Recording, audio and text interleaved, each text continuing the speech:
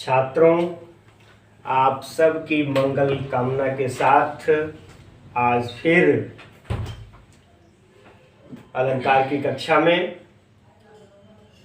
रूपक अलंकार का अध्ययन करने के लिए उपस्थित हुए हैं हम लोग।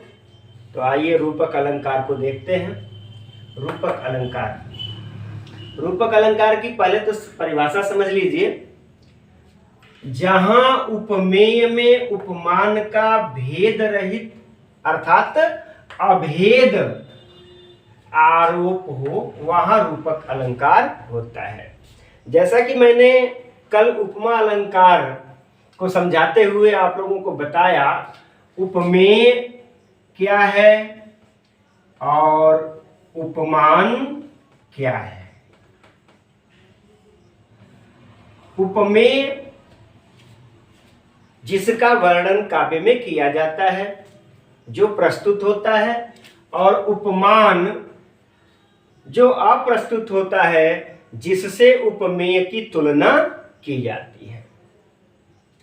तुलना करने से क्या होता है कि दोनों में भेद दिखाई देता है, दोनों दो चीजें दिखाई देती हैं। लेकिन जब रूपक हो जाता है तो रूपक में क्या होता है कि उपमेय और उपमान में कोई भेद नहीं रह जाता है, उपमेय और उपमान का भेद ही समाप्त हो जाता है। जैसे कि परिभाषा में आप लोगों ने देखा कि उपमेय में उपमान का भेद रहित, भेद रहित का मतलब अभेद, कोई भेद नहीं रह जाता है। अब उदाहरण देख लीजिए। चरण कमल बंदौ हरिराई, ये चरण है, ठीक है। ईश्वर का, हरि ईश्वर का चरण, पैर, पैर क्या है? उपमेय है, और कमल क्या है? उपमान है। तो पैर अर्थात चरण में कमल का आरोप हो गया है, चरण में कमल का आरोप हो गया, अर्थात चरण और कमल दोनों में कोई भेद नहीं रह गया। तो यहां रूपक अलंकार हो गया। दूसरा उदाहरण देख लीजिए। अंबर पनघट, अंबर आकाश, ठीक है, और पनघट पहले के जमाने में तालाब के किनारे पानी भरने के लिए लोग जाया करते थे, तो जिस घाट पर पानी भरा जाता था उसको पनघट कहा जाता था। तो पनघट यानी पानी भरने का जो स्थान है, उसमें अंबर का आरोप हो गया है, आकाश का आरोप हो गया है। अंबर पनघट यानी पनघट में आकाश उपमान का आरोप हो गया है। तो यहां कोई भेद नहीं रह गया, उपमेय और उपमान में कोई भेद नहीं रह गया, यानी भेद ही समाप्त हो गया। और समझने का एक आसान तरीका भी है, उपमेय और उपमान पास हो, इसमें कोई साधारण धर्म और वाचक शब्द नहीं है, और दोनों उपमेय और उपमान पास हैं, तो अधिकतर स्थिति में ज्यादातर स्थानों पर रूपक ही होता है। तो ये रहा आप लोगों का रूपक अलंकार। उम्मीद है कि आप लोग इसको समझ चुके होंगे। अब आइए हम लोग उत्प्रेक्षा अलंकार का अध्ययन करते हैं।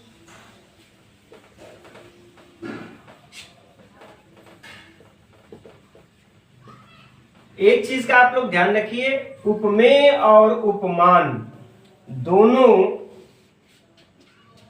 को ध्यान में बराबर रखिए, क्योंकि चाहे उपमा हो, रूपक हो, उत्प्रेक्षा हो, अन्य भी जो अलंकार है, प्रतीप है, अनन्वय है, हर अलंकारों में अक्सर उपमेय और उपमान की उपस्थिति होती है। आइए उत्प्रेक्षा को देखते हैं।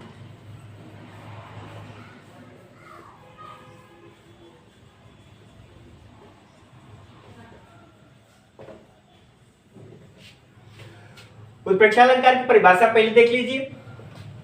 जहां उपमेय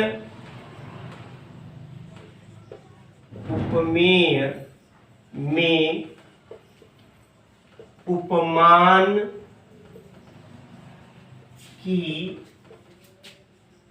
संभावना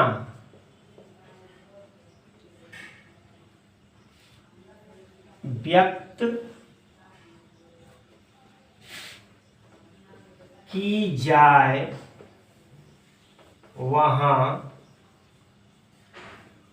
उत्प्रेक्षा अलंकार होता है। ठीक है, यदि जहां उपमेय में उपमान की संभावना, न तो तुलना की जा रही है और न ही भेद रहित आरोप हो रहा है, केवल और केवल संभावना व्यक्त की जा रही है, ऐसा संभव दिखता है, ऐसा व्यक्त किया जाता है। तो सबसे पहले उदाहरण से देख लेते हैं। सखी सोहत गोपाल के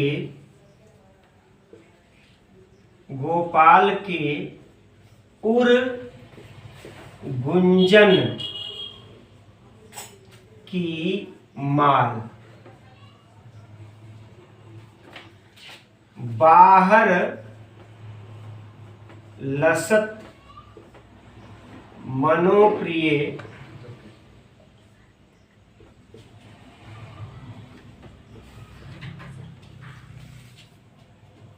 दावानल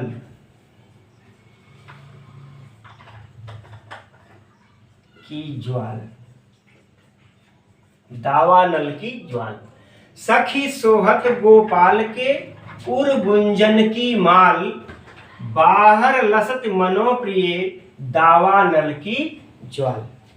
ध्यान दीजिएगा, कह रहे हैं कि एक सखी अपनी दूसरी सखी से कहती है कि हे सखी, हमारे जो कृष्ण हैं, गोपाल का अर्थ आप लोग जानते ही हैं, हमारे जो कृष्ण हैं उनके उर हृदय में गुंजों की माला ऐसे सुशोभित हो रही है, सोहत ऐसे सुशोभित हो रही है जैसे बाहर लसत, बाहर दावानल की आग, ज्वाल। यानी दावानल कहते हैं जंगल की आग को, जंगल की आग को दावानल कहते हैं। मतलब जंगल में लगी हुई आग दिखाई दे रही हो, सुशोभित दिखाई दे रही हो। फिर से देख लीजिए। हे सखी, अपने श्री कृष्ण के हृदय में गुंजों की माला ऐसे सुशोभित हो रही हो मानो बाहर दावानल के आग की ज्वाला, आग की लपट दिखाई दे रही है। यानी कि प्रभु श्री कृष्ण के हृदय पर विराजमान जो गुंजों की माला है, यह है उपमेय। यह क्या है? उपमेय, जिसमें दावानल उपमान, दावानल क्या है? उपमान होने की संभावना व्यक्त की गई है। यानी गुंजों की माला में दावानल की ज्वाला, उपमान की संभावना मात्र व्यक्त की गई है। अब देखिए संभावना का पता कैसे चलता है? तो मनो, ये शब्द है, ये वाचक शब्द है जिसके द्वारा हम काव्य में उत्प्रेक्षा का पता जान पाते हैं। ऐसे ढेर सारे शब्द हैं जैसे मनो, जनु, मनु, जानो, मानो, जनहु मनहु।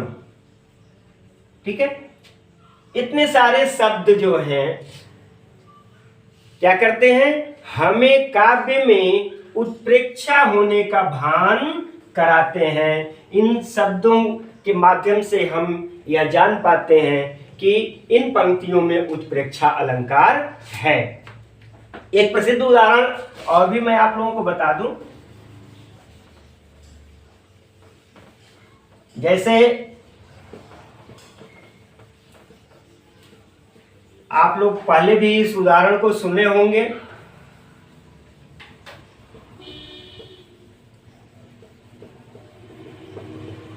सोहत ओढ़े पीत पट श्याम सलोने गात। आप लोग इस उदाहरण को सुने होंगे। सोहत ओढ़े पीत पट श्याम सलोने गात। मनहु नीलमणि शैल पर आतप पर्यो प्रभात। ठीक है, अब ये बहुत चर्चित उदाहरण है, शुरू से ही पढ़ते हुए आते हैं इस उदाहरण को उत्प्रेक्षा के लिए। तो आइए देखते हैं। श्याम सलोने गात। गात का अर्थ होता है शरीर, सलोने माने सुंदर, और श्याम माने श्याम वर्ण। श्याम की जगह इसको सांवला कह लीजिए, सांवला रंग। ठीक है, सांवला रंग। ठीक, ये सांवला और सुंदर शरीर किसका है, तो भगवान कृष्ण का है। सांवला सुंदर शरीर किसका है, तो भगवान कृष्ण का है। अब कह रहे हैं कि भगवान कृष्ण अपने सांवले सुंदर शरीर पर पीला वस्त्र, पीत मने पीला, वस्त्र मन पट मने वस्त्र, पीला वस्त्र ओढ़े हुए ऐसे सुशोभित हो रहे हैं, सोहत ऐसे सुशोभित हो रहे हैं, मानो, मनहु शब्द आ गया है। मैंने बताया था कि ये वाचक शब्द हैं जिनसे काव्य में उत्प्रेक्षा होने का पता चलता है। मनहु मानो नीलमणि, नीले मणियों के शैल पर्वत पर आतप। आतप यहां गर्मी भी होता है, लेकिन यहां आतप का अर्थ लेंगे प्रकाश से। यहां आतप का क्या अर्थ होगा, प्रकाश। प्रकाश पर्यो प्रभात, पर्यो माने पड़ रहा है, और प्रभात माने प्रातःकालीन, प्रातःकालीन। ठीक है, यानी